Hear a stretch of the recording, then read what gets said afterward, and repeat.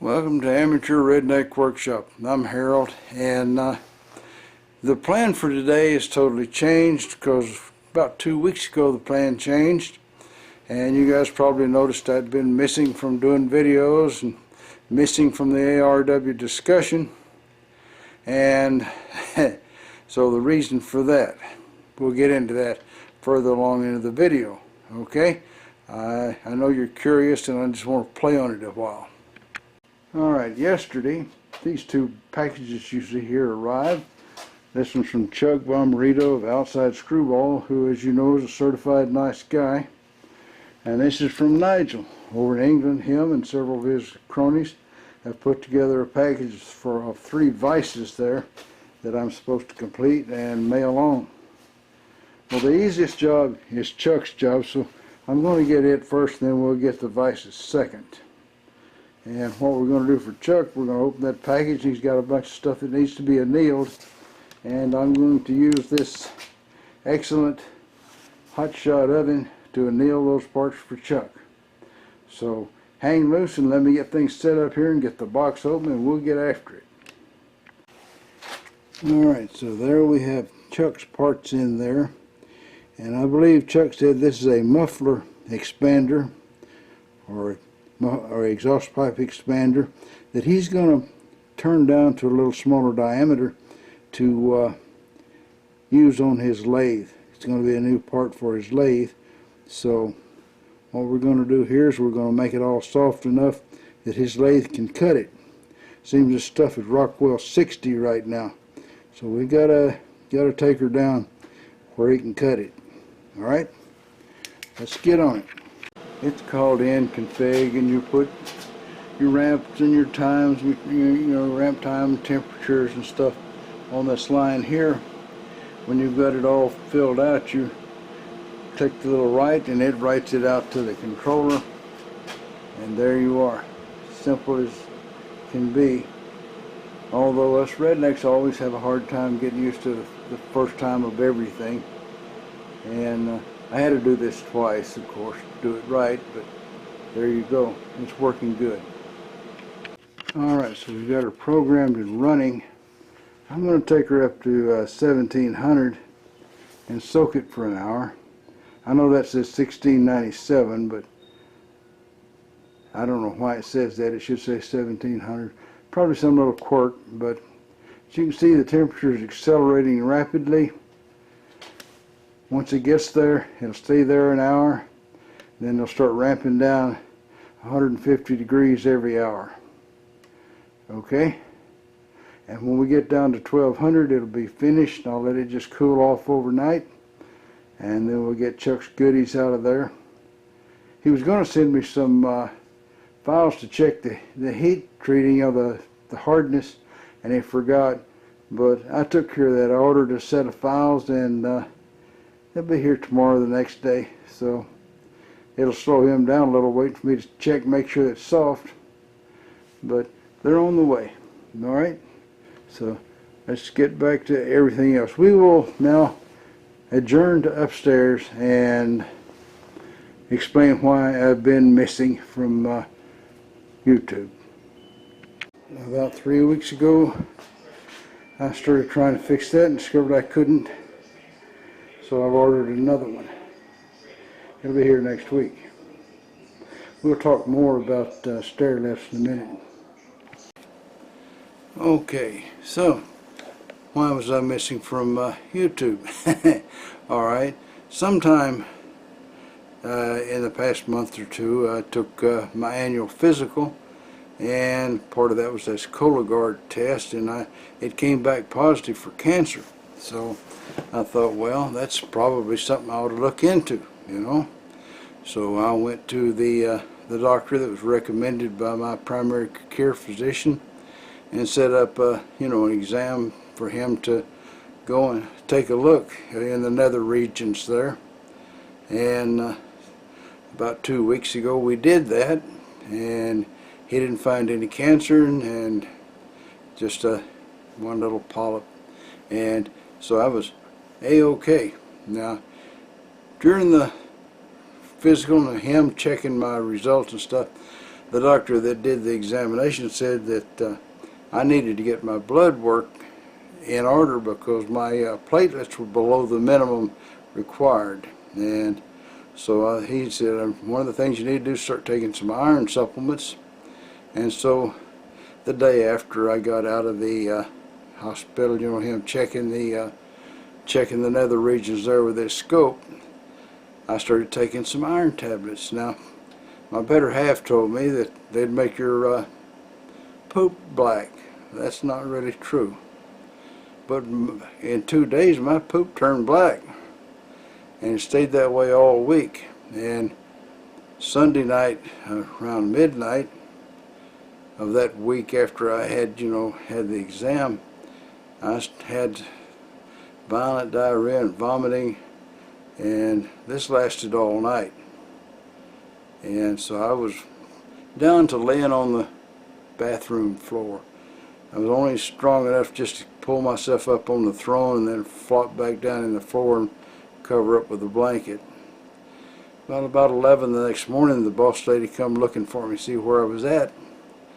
And it kind of scared her, I guess, the fact that I couldn't stand up. She called an ambulance. And the ambulance guy came, and he was helping me down the stairs, and I passed out on the stairs. And had him set me down. Of course, I told him set me down, and just as soon as he set me down, I passed out. But anyway, they got me in the ambulance, and he kept telling the boss lady that the hospital's not going to take him. The hospital's not going to take him. So they hauled me down there, and sure enough, they had a unused area over in the corner of the emergency room, and they shoved me over there for the night. And somebody would come by now and again and start an IV and take my blood pressure and go away. And the second night they moved me to the 3rd floor, and I stayed there for about 3 nights, which was pretty bad because I still had uncontrollable diarrhea. And by the 4th night they started giving me 2 packets of blood every night. And so I had probably 10 of those little packages of blood, and 8 or 10 packages of iron and potassium and all kind of stuff. The bad part about the whole thing was I didn't get a drink of water for the first 3 days. Nothing, no water, and not a cup of ice. You just don't know how good water tastes. There's nothing in the world tastes better than water. And I finally talked them into giving me some water and a cup of ice, chipped ice, and both were just absolutely wonderful. But anyway, I recovered. I didn't die or nothing. The doctor told the boss lady if she'd waited another day to bring me in, I probably wouldn't have made it. But nobody waited, and so there I was. Now I've spent a week laying in bed, and my legs are weak as a kitten, so I've got to recover all that. I was home for a week, and the boss lady finally decided I could come upstairs, and of course I could have done that all along. It's just that I have to go slow because I haven't got my strength back. But I'm going to do that, and we're going to continue on with YouTube stuff, and not the least of which is heat treating Chuck's tool there. I forget what it's called, but it's a stop for his head stock for the spindle of his chuck, and it's for Chuck's chuck.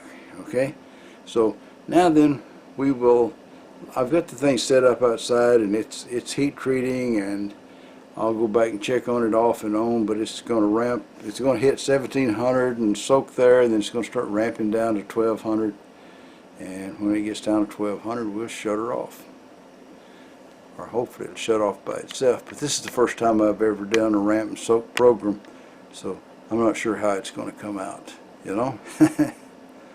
Alright, it's soaked at 1700 for an hour, and now we're down to 1601, and we're going for 1200. So as you can see, it's very slowly cutting the set point. Set point's the green figures, and the process variable is the red one, and it's just drifting down just as pretty as you please.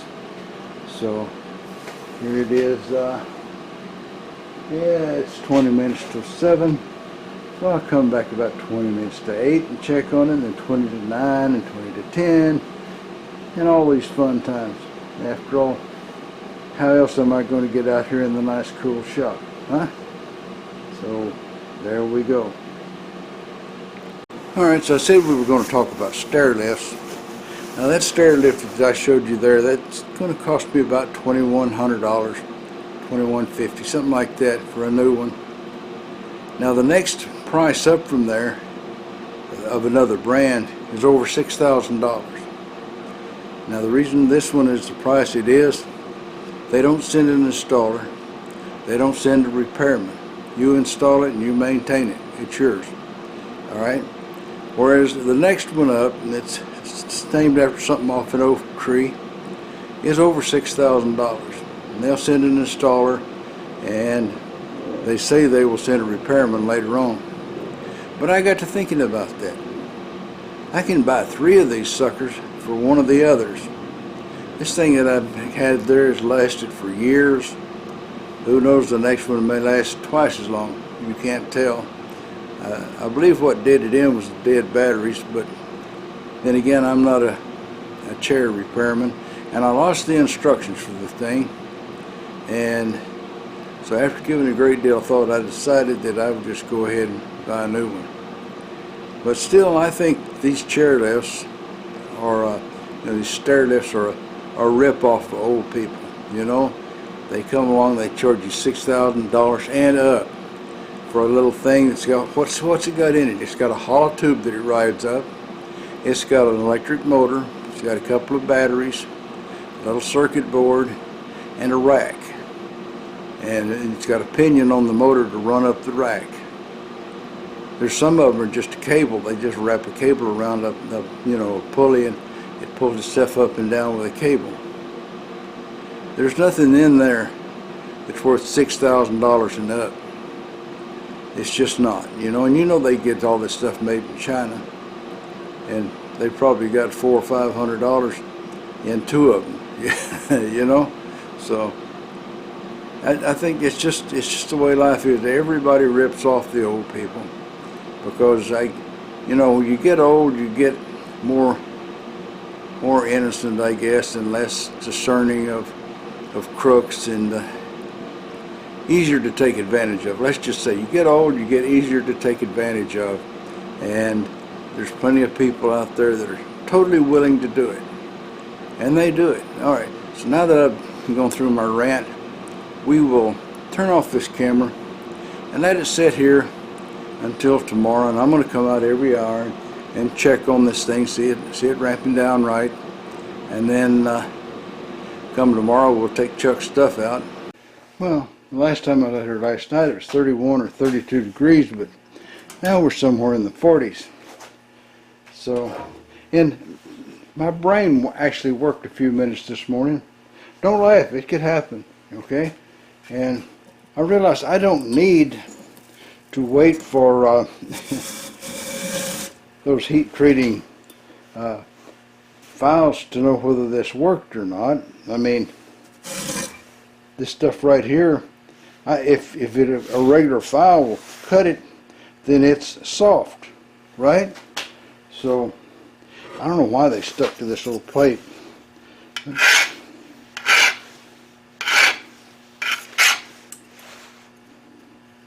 That's cutting it. I can see it's cutting it right.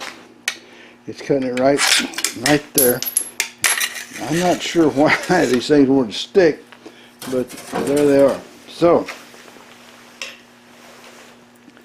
and I could put my glasses on so I can see this better. That would be a nice thing to do. I'll have to kind of put these on a wire brush to clean them up for Chuck. I don't send him something nasty looking like that back. I don't have any of that heat treating foil. Yeah, you can see where the file scraped it, so it's soft now. I did that with Stan's instructions, so it had to work out right. Alright? So I really like this heat treating furnace, and I know I use it quite often for things that it was not made for. It's not made as a metal melter, it's made as a heat treating furnace, but it'll do the metal melting too. So you know me, I'm going to use something for something it wasn't made for. It's just the way I am. So I'll take these things, knock them off this piece of metal, go over there to the wire brush and clean them up where they look nice. Okay, since I didn't have any heat treating foil to keep the air off of this, it got scale on it, and I've been trying to clean it off with a wire brush. And I talked to Chuck today, and he said, "Oh, don't do that. I've got a bead blaster. Just package them up and send them." So that'd be the end of this job. We're going to pack them up and send them to Chuck.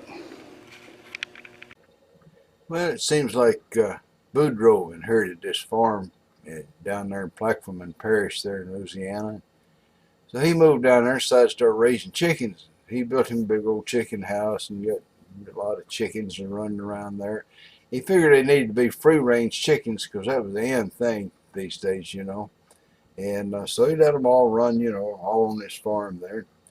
Sure enough, here come the state, and they built a highway right jam up against his farm, you know. And the cars would come by there so fast they'd just suck the chickens out on the road and they'd get killed. That upset Boudreaux a lot on account of, you know, he was losing money. Those chickens cost him a lot of money. So he called the state police and he asked them to come out and put up a sign or something to stop these, you know, stop these people from going so fast. And they put up a sign. Didn't do a bit of good. They was just coming right on by doing the same thing. So he called state police back and told them, "You got to put up another sign or something." So they come out and they put another sign up. Still didn't help. And there was Boudreaux. He was calling every day to complain. One day he called in and he asked the sergeant there. He says, "Look," he says, "is it okay if I put up my own sign?" The sergeant thought, "Well, this guy's a problem. I get rid of him." "Yeah, put up a sign." So after about a week gone by, the sergeant realized Boudreaux hadn't called him, you know, at all. So he got curious and he drove out there to see what Boudreaux had put up. As he got up there close to Boudreaux's place, there's a big old sign that says, "Slow, caution, nudist colony ahead."